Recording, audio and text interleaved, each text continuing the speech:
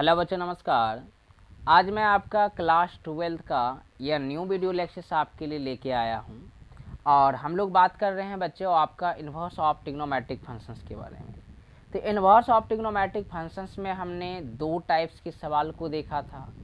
तो बच्चों आज जो हम लोग देखने वाले हैं यह आपका टाइप 3 होगा।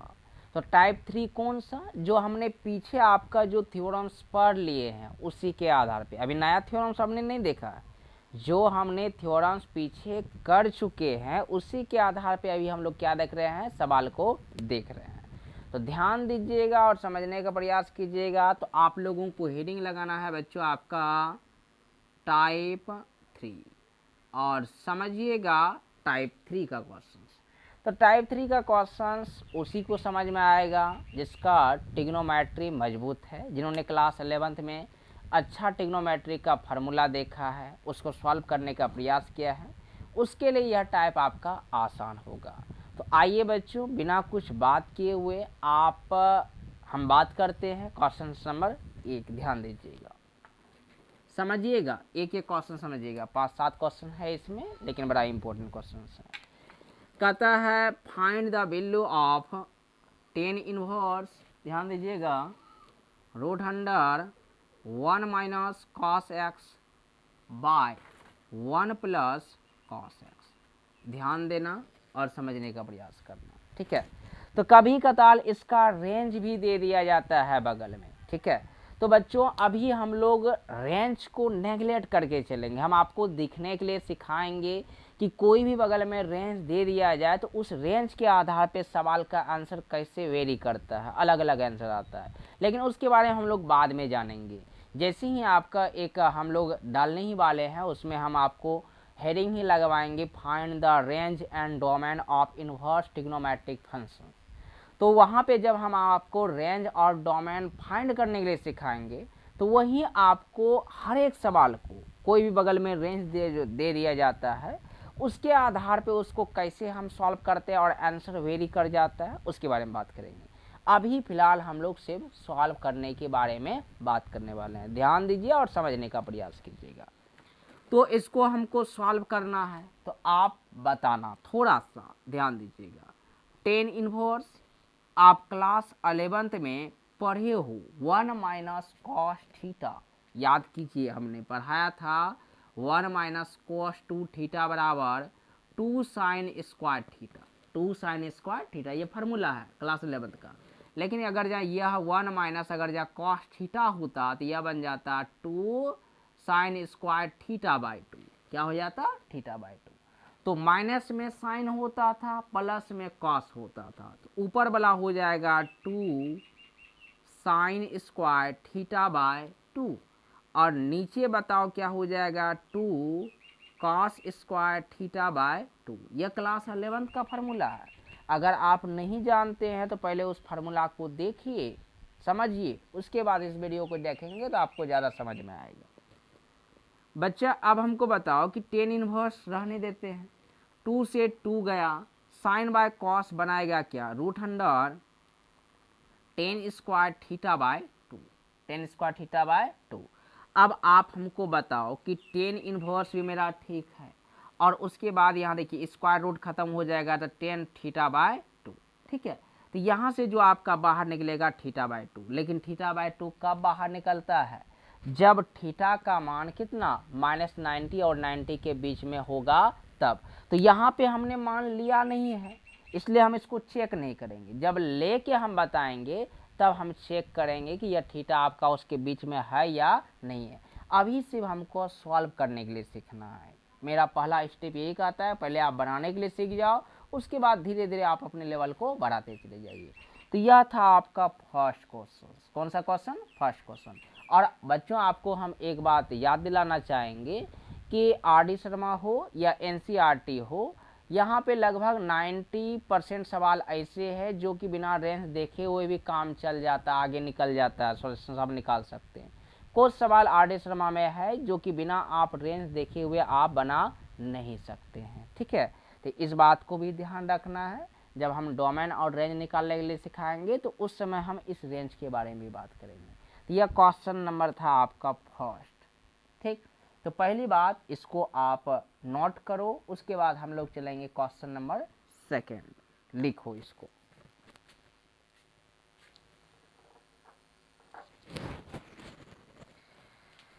आइए क्वेश्चन नंबर आपका सेकेंड के बारे में बात करते हैं। ध्यान दीजिएगा, बड़ा इंपॉर्टेंट सवाल है और वह एनसीईआरटी का सवाल है। कई बार तो आपका बोर्ड में पूछा गया भी है, और अक्सर जब हम भी टेस्ट लेते हैं तो बच्चे से यह सवाल जरूर पूछते हैं। क्वेश्चन थोड़ा अच्छा क्वेश्चन है, इसीलिए हम बोल रहे हैं। क्वेश्चन है आपका 2 नंबर कि टेन इनवर्स, देखिएगा ध्यान दीजिएगा, cos x by 1 plus sine x, 1 plus क्या, साइन एक्स। अब देखो इस टाइप के क्वेश्चंस को करते कैसे हैं। हर हमेशा ध्यान रखना कि बाहर 10 है तो अंदर भी 10 चाहिए, बाहर 10 इनवर्स है तो अंदर भी क्या चाहिए, 10, तब ये थीटा बाहर निकलेगा। तो अंदर वाला चीज़ को हमको 10 बनाना पड़ेगा। तो कैसे बनाओगे? अगर कोई बच्चा 11 अच्छी तरह से पढ़ा होगा तो बना सकता है। यहाँ पे हम लगाएंगे हाफ एंगल्स का फॉर्मूला। वह कैसे, ध्यान देना, क्लास 11 में पढ़ा था आपने cos 2 थीटा बराबर cos square theta minus sine square theta. ठीक, अगर हम आपसे पूछे कि cos थीटा बराबर आप बताओ, तो आप कहोगे cos square theta by 2 minus sine square theta by 2। ठीक, उसी प्रकार से साइन 2 थीटा का भी फार्मूला पढ़ा था। देखो नहीं अगर जब पढ़े हैं तो आप नोट करते चले जाइए, ठीक है ना। देखिए 2 साइन थीटा इनटू में कॉस थीटा, इसी को अगर हाफ एंगल में लेके जाना चाहे तो थीटा, तो यह बन जाएगा 2 theta by 2 into cos theta by 2। यही फार्मूला को यूज करके यह सवाल हम बनाने वाले हैं, ध्यान दीजिएगा।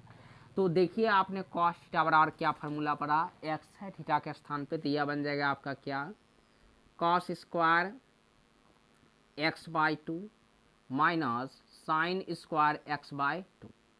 नीचे देखिएगा बच्चों 1 रहने दो, इसको हाफ एंगल में फार्मूला लगाएंगे 2 sine theta by 2 into cos theta by 2।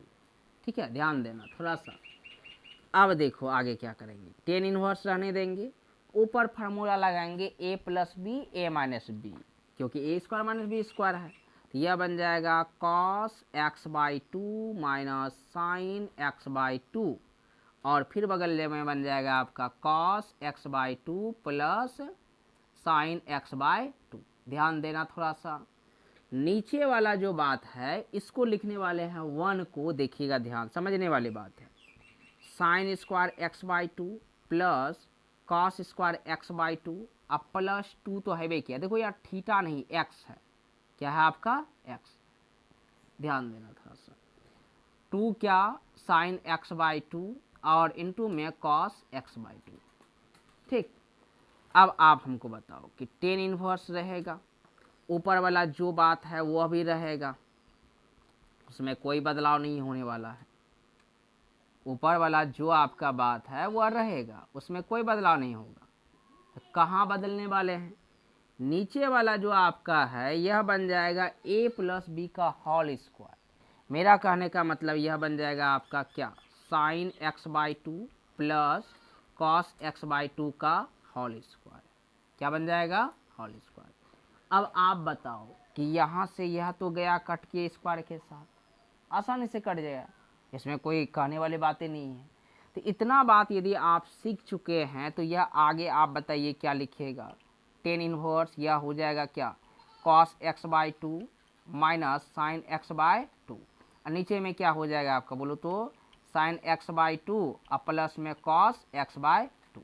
ठीक है, तो पहले इतना आप लिखो तब हम आगे चलेंगे, ज़्यादा नीचे लिखेंगे तो कट जाएगा, शायद अभी भी कट गया होगा, तो आप थोड़ा मैनेज कर लीजिएगा। ठीक है, लिखो इसको।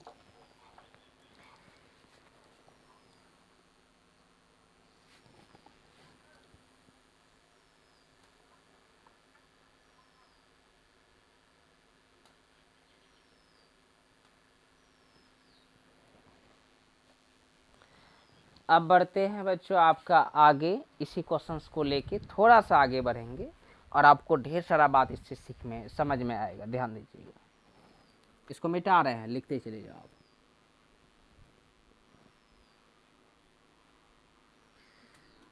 तो अब आगे क्या करेंगे, आगे अंदर में हमको चाहिए 10, अंदर में क्या चाहिए 10।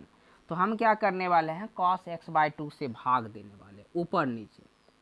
तो बच्चों cos x/2 से भाग दोगे तो cos x/2 minus sign x/2, भाग देंगे किससे, cos x/2, और नीचे आपके पास क्या है साइन x/2, ठीक है, अब प्लस क्या है cos x/2, ठीक, और इसमें भी भाग देने वाले हैं आपका cos x/2, ठीक।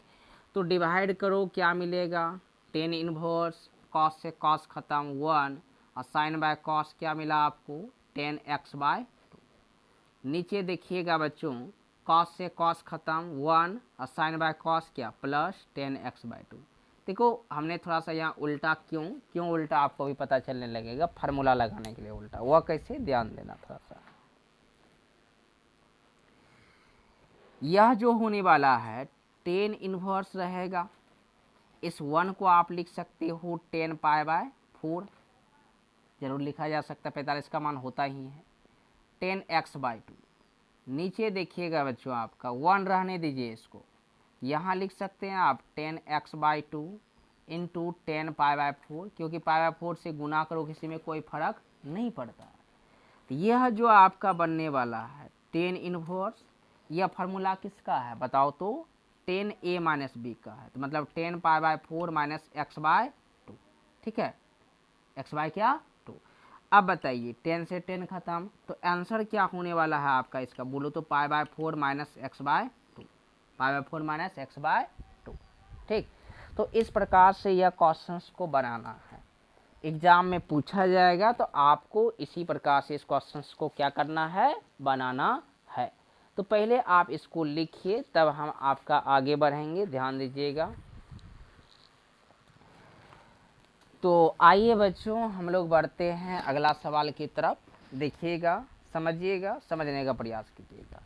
तो इस सवाल को थोड़ा सा कभी कदार चेंज करके भी पूछा जाता है, तो चेंज जब करके पूछा जाएगा तो कैसे पूछा जाएगा, सोचना और समझना कैसे, देखो पहले देखो कैसे पूछा जाता है चेंज करके, और वह चेंज किया हुआ बात आप खुद बनाएंगे, हम नहीं बनाएंगे, सारा सवाल हम ही बना देंगे, तो आप फिर क्या बनाओगे, ठीक है, ध्यान दीजिएगा।